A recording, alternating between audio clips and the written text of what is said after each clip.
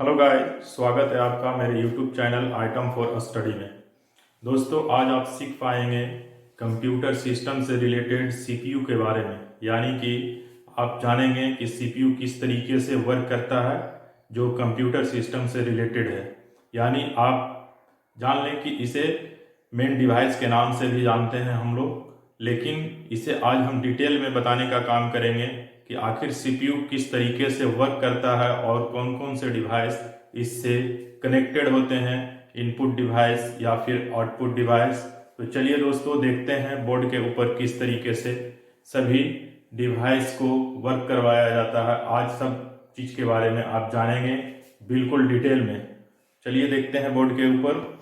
तो चलिए दोस्तों, देखते हैं अभी फिलहाल सीपीयू का स्ट्रक्चर, किस तरीके से सीपीयू को तैयार किया जाता है। तो दोस्तों, यहाँ पर सीपीयू को डिजाइन करते हैं। फिलहाल आपको बिल्कुल आराम से धीरे धीरे इस स्ट्रक्चर को तैयार करना है। आप जितना आराम से इस स्ट्रक्चर को बनाने का काम करेंगे, आपका पिक्चर उतना ही फिनिशिंग दिखेगा। तो दोस्तों, इस तरीके से आप पिक्चर को ड्रा करें।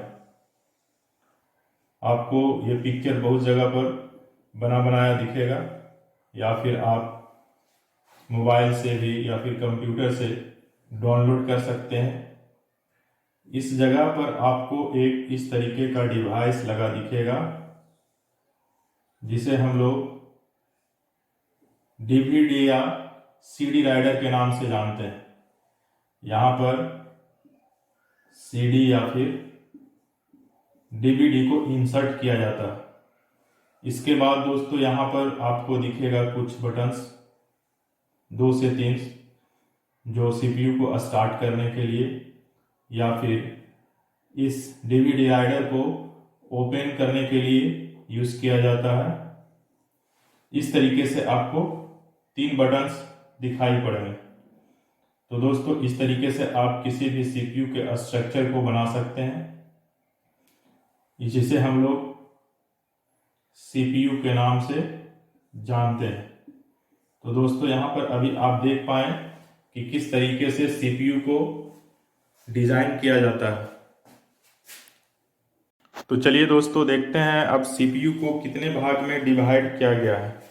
दोस्तों, आज डिटेल में जानेंगे कि सीपीयू को कितने भाग में डिवाइड किया जाता है, और इसे हम लोग ब्रेन ऑफ कंप्यूटर के नाम से भी जानते हैं। दोस्तों, अगर आप कंप्यूटर सिस्टम के ऊपर काम कर रहे हैं तो आप पूरी तरह से इस डिटेल के बारे में समझ सकते हैं कि आखिर हमारा सीपीयू किस तरीके से काम करता है, उसे कितने भागों में डिवाइड किया गया है। तो चलिए बोर्ड के ऊपर फिलहाल डिटेल में आपको बताने का काम करते हैं कि इसे किस तरीके से डिवाइड किया जाता है। तो दोस्तों, यहाँ पर अभी आप देखेंगे सीपीयू को हम यहाँ पर डिवाइड करने का काम करते हैं। सीपीयू को 2 भाग में डिवाइड किया गया है, फर्स्ट और सेकंड, जिसमें एक है एएलयू और दूसरा है सीयू। इस चीज को हम लोग अरिथमेटिक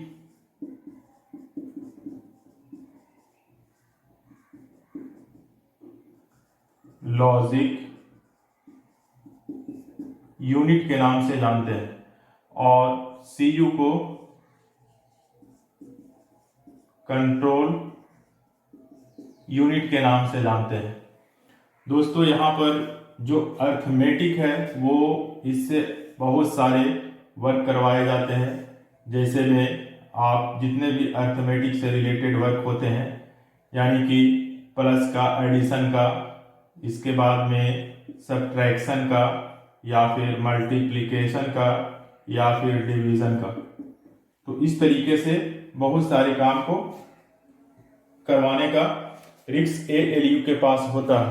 दोस्तों, अगर नीचे तक नहीं दिख पा रहा है तो यहाँ पर हम लिख देते हैं, यानी कि ये प्लस का काम करता है, माइनस का करता है, उसके बाद में इनटू का करता है, फिर डिवाइड का करता है, इस तरीके से, और माइनस का करता है।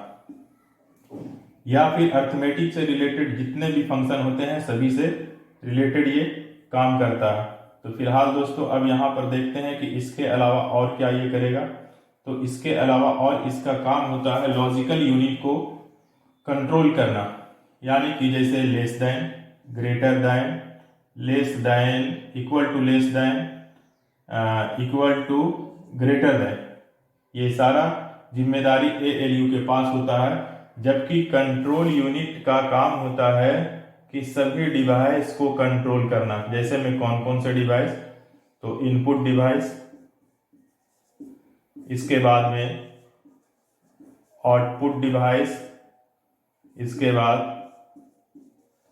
प्रोसेसिंग डिवाइस, यानी कि ये सभी डिवाइस को कंट्रोल करना इसका काम होता है। तो यहाँ पर दोस्तों अभी फिलहाल आप देख पाए कि CPU को दो भाग में डिवाइड किया गया है, जिसे हम लोग ALU और CU के नाम से जानते हैं, जिसका फुल फॉर्म ALU में अर्थमेटिक लॉजिक यूनिट और CU में कंट्रोल यूनिट होता है। अर्थमेटिक लॉजिक यूनिट जो है वो अर्थमेटिक यानी कि मैथमेटिकल से रिलेटेड वर्क करता है, जैसे कैलकुलेशन का, और उसके बाद लॉजिक यूनिट को भी कंट्रोल करता है। जैसे यहाँ पर less than, greater than, equal to less than, equal to greater than को आप देख पाए।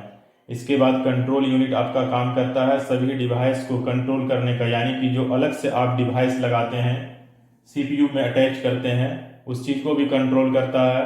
उसके बाद जो आउटपुट करवाते हैं जिस डिवाइस से लगा करके, उसे भी कंट्रोल करता है। इसके अलावा प्रोसेसिंग डिवाइस, जैसे म्यूजिक सुनने के लिए आपको स्पीकर का ज़रूरी है, या फिर साउंड को रिकॉर्ड करने के लिए माइक्रोफोन का ज़रूरी है, तो ये सारे डिवाइस को कंट्रोल यूनिट के माध्यम से यहाँ पर कंट्रोल किया जाता है। अब दोस्तों यहाँ पर देखते हैं कि CLU और ALU के माध्यम से जब काम किया जाता है कंप्यूटर सिस्टम पर या फिर CPU के माध्यम से, तो इससे काम करवाने के लिए किसका रिस्क होता है।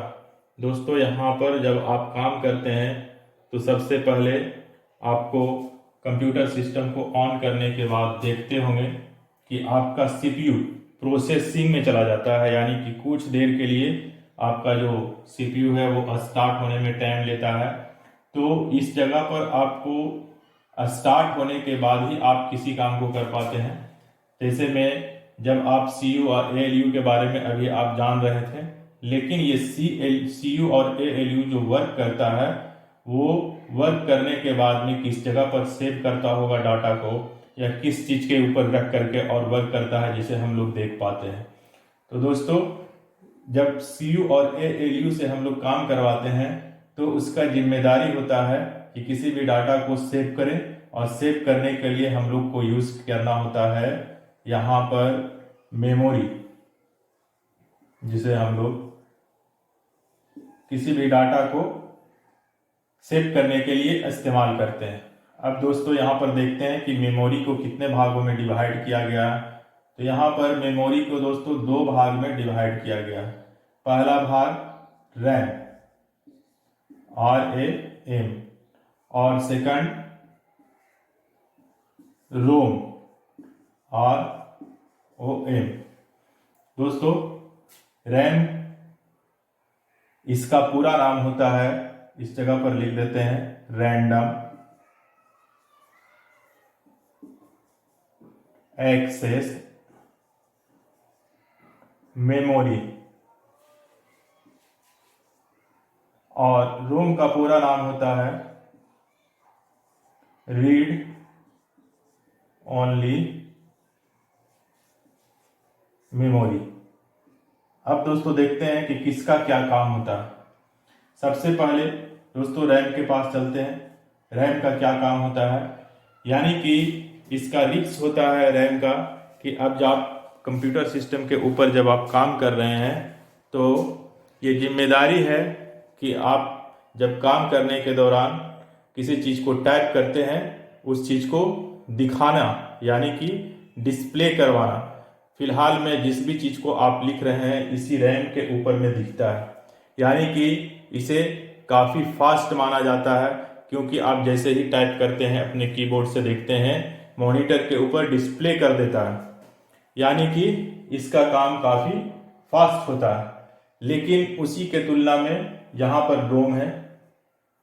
रोम किसी भी चीज को काम करवाने के बाद, जब आप काम करते हैं उसके बाद में क्या होता है कि आप उस चीज को सेव करके और रखना चाहते हैं।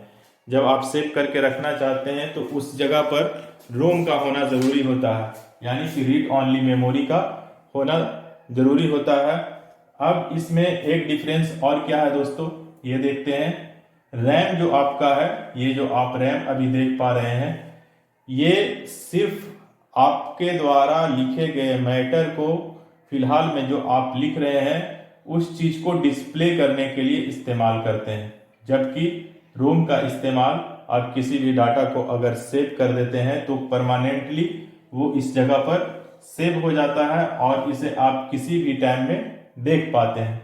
हाँ, एक बात और यहाँ पर है कि अगर रोम में रखे गए किसी भी डाटा को आप देखना चाहते हैं तो उस चीज को सीपीयू के माध्यम से पहले इस चीज को रैम के पास भेजा जाता है, तभी आप अपने सिस्टम के ऊपर देख पाते हैं। यानी कि रोम जो है दिखाने से पहले वो ट्रांसफर करता है रैम के पास और फिर जाकर के अब आप अपने डिस्प्ले पर देख पाते हैं। तो इसमें दोनों जो है काफी इम्पोर्टेंट डिवाइस है। एक मेमोरी के अंदर में दोनों को रखा गया है, जिसमें एक सिर्फ रीड करने का काम करता है और राइट करने का काम करता है, लेकिन दूसरा जो है वो आपके डाटा को सेव करने का काम करता है। तो इस तरीके से यहाँ पर अभी आप देख पाए सीपीयू से रिलेटेड मेमोरी को।